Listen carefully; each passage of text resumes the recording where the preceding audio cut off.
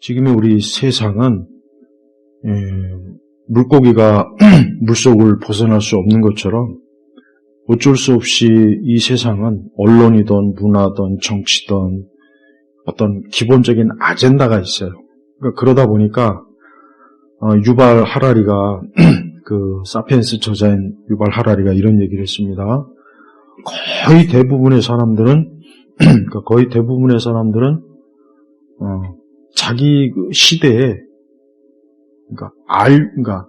거의 대부분의 사람들은 거의 인식도 못하면서 자기 시대에 영향을 받는다. 이런 얘기를 했어요.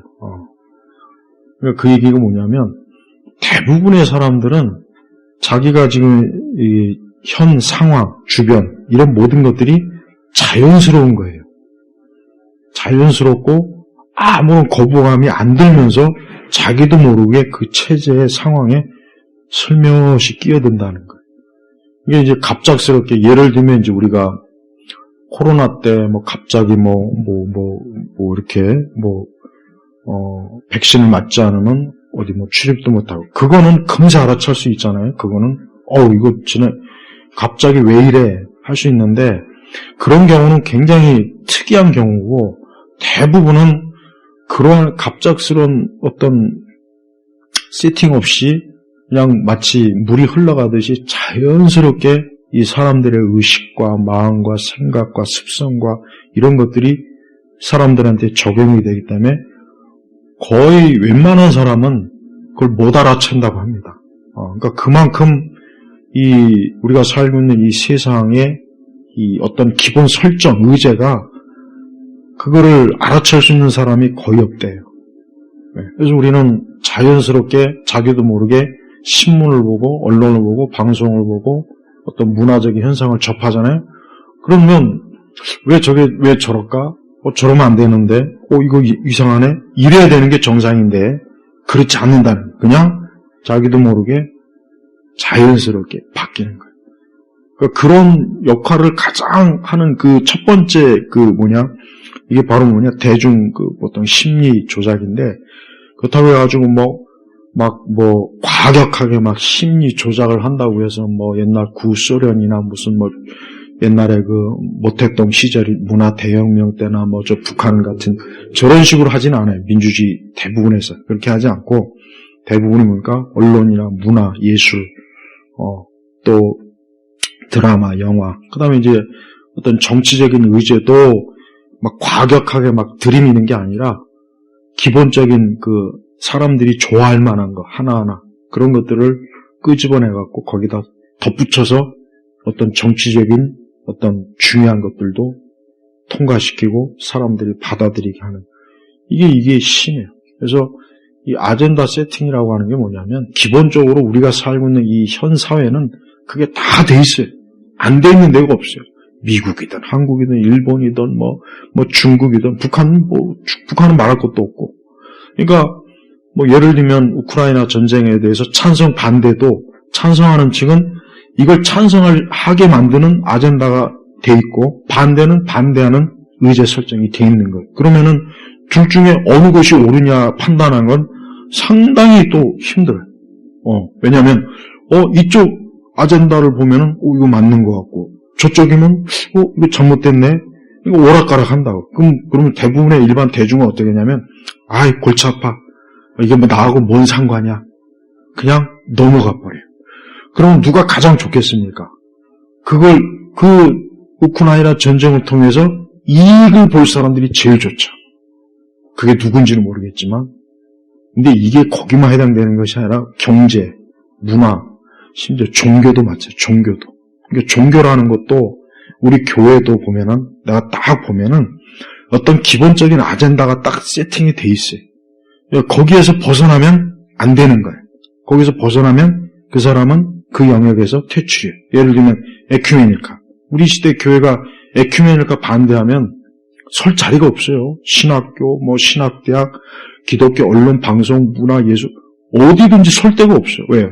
당신은 교회의 연합을 반대하는 사람이기 때문에 우리 기독교 그룹에 끼워줄 수 없다.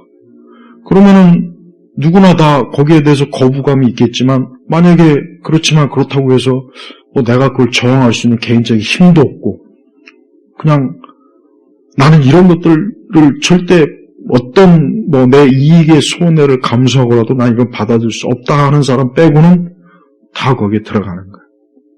그러니까 봐요. 그러니까 이런 식으로 하게 되면은 결국 대중들이라고 일반 모든 사람들은 그냥 흘러가는 대로 흘러가자. 나 한 사람이 뭐 반대하고 거부한다고 해서 뭐 세상이 변하겠느냐, 뭐 돌던 지구가 멈추겠느냐, 다 그런 생각을 갖는 거예요.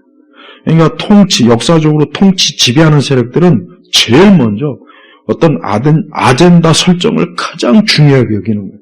그러려면 이제 언론을 꽉 잡고 있어야 되고, 그 다음에 이제 문화 세력들을 꽉 잡아야 되겠죠. 그래서 이 두 가지를 통해서 일반 사람들을 소프트, 천천히 사람들에게 자기네들이 설정해놓은 아젠다에 사람들이 동조하고 동의하고 같은 생각, 같은 동반자로 이렇게 사람들을 이끌어들여요. 그러니까 우리 세계가 다 그래요. 우리 세계가 그러다. 그러니까 이게 왜 우리 기독교인들이 왜 이거를 꼭 알아야 되느냐? 결국은 성경적으로 보면 이 세상은 교회에 대항할 것이고 교회를 싫어하고 참 진리의 말씀을 거역하고 결국은 궁극적으로 그리스도를 대적한단 말이에요. 그러면은 여기에 아젠다가 설정이 돼 있어요. 돼 있다고요, 지금. 그러면 우리가 그것을 잘 알아차려서 이거는 아니구나 하고 거부해야 되는데 실상은 어때요? 거기에 넘어가잖아요. 교회가 거기에 적극적으로 참여하고 교회가 거기에 적극적으로. 그래서 대부분의 기독교 지도자들이 그 어떤 교회에 대한 어떤 그들의 의견이나 이런 것들 보면은 이미 벌써 교회를 세상에서 잘못된 방향으로 가게 하는 그 아젠다에 이미 벌써 다 넘어가 있어요. 근데 자기들은 그걸 모르는 거예요. 자기들은 오히려 굉장히 잘한다고. 교회 발전을 위해서 교회의 궁극적인 어떤 승리와 교회가 더 뭔가 잘 세워지는 데 있어서 자기들이 굉장히 협조를 잘한다고 생각해요. 그런데 사실은 그게 아니에요. 정말 그게 아니라고요. 그러니까 우리가 이런 어떤 기본적인 아젠다 세팅이 어떻게 돼 있는지를 자기 영역 아니면 이 세상 전체 이 지구적 이 사회나 우리 사회 이걸 잘 봐야 돼요. 아까 내가 오후 시간에 프랑스가 낙태 자유법을 했단 말이에요. 그건 뭐예요? 기본적으로 낙태 자유라고 하는 그 설정을 확 깔아놓은 거예요. 그 헌법에다가. 그러면 이제 모든 게 적어도 낙태에 관한 부분은 거기에 맞추게 돼 있는 거예요. 그럼 거기에 반대한다. 그 사람은 그 사회에서 살아날 수가 없어요.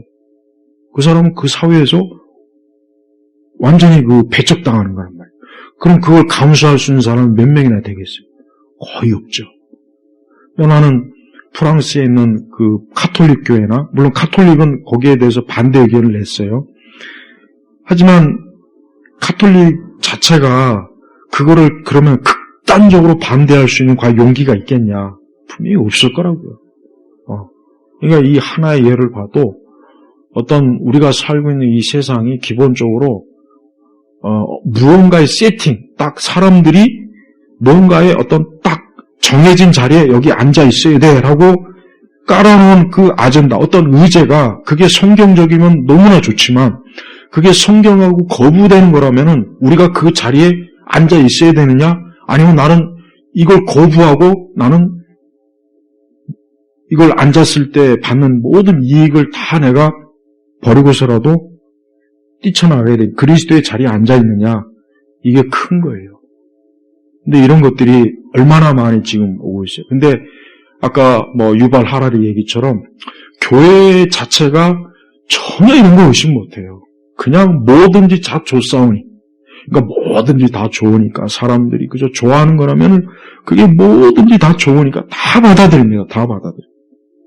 이래가지고 무슨 우리가 좁은 길을 간다는 둥, 무슨 이래가지고 맨날 다음 세대가 아주 제일 듣기 싫은 게 다음 세대 다음. 지금 세대가 아젠다 세팅이 잘못되어 있는데 교회가 다음 세대 볼 게 뭐가 있어요? 없어요. 없다고.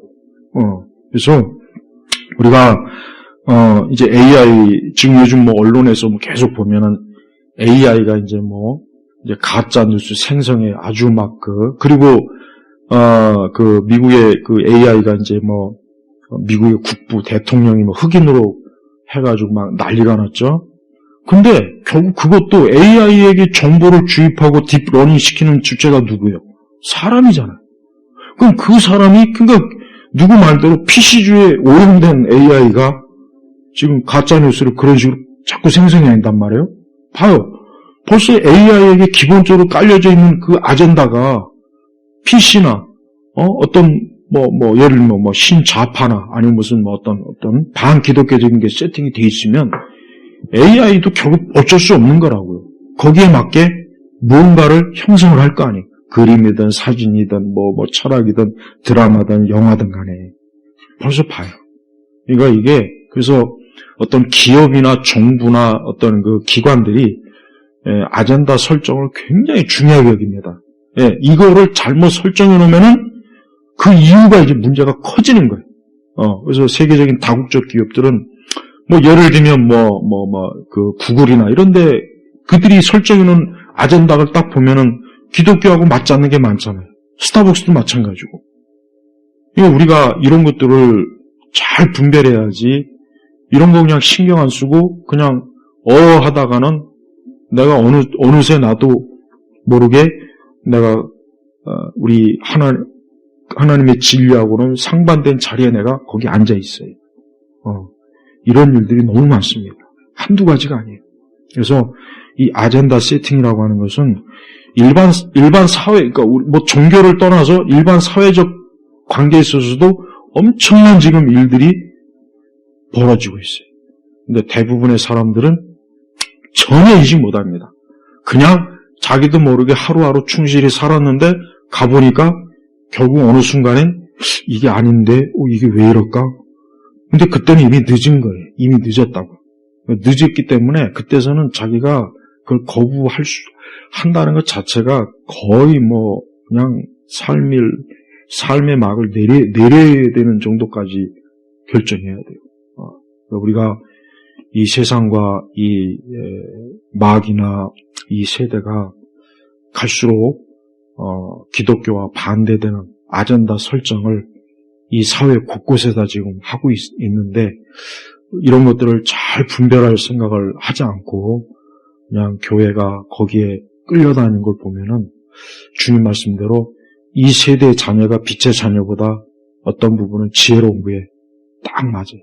그러니까 우리가 조심해서 항상 그러니까 뭘 보든지 언론이든 방송이든 어떤 책을 보든 이 어떤 사람의 말도 마찬가지예요. 저 사람이 설정해 놓은 아젠다가 뭘까? 그것부터 파악하는 게 제일 중요합니다. 그래야 이제 그 다음부터는 실체를 알 수가 있어요. 그러지 않고 그냥 무턱대고 받아들였다간 결국은 나중에 손을 쓸 수 없는 지경까지 가게 돼 있어요. 우리나라 교회가 보면은 하나님의 진리 영역에서 이미 너무 많이 세상에다가 너무 많이 뺏겨서 이제 와서 아니요 한다는 건 그냥 교회 문을 닫는 수준까지 가는 게 차라리 나을 상황이 왔어요. 와 있다고요, 사실. 근데 그렇다고 교회 문을 닫냐? 그건 또 못하잖아요. 그러니까 이런 부분을 우리가 잘 정말 지혜롭게 이걸 잘 알지 않으면 진짜 큰일 납니다. 지금 그 상황에 와 있고. 네. 자, 마치겠습니다. 하나님 아버지 감사합니다. 오늘 우리 시대에 하나님 말씀하고는 상반되는 그런 아젠다 이런 것들을 우리가 지혜롭게 잘 분별해서 우리가 그러한 것들에 속삭임에 넘어가지 않도록 우리에게 하나님의 이 지혜의 말씀을 풍성하게 깨닫고 알고 믿으며 따라가게 하옵소서. 감사하며 우리 주 예수님의 이름으로 기도 올렸습니다. 아멘.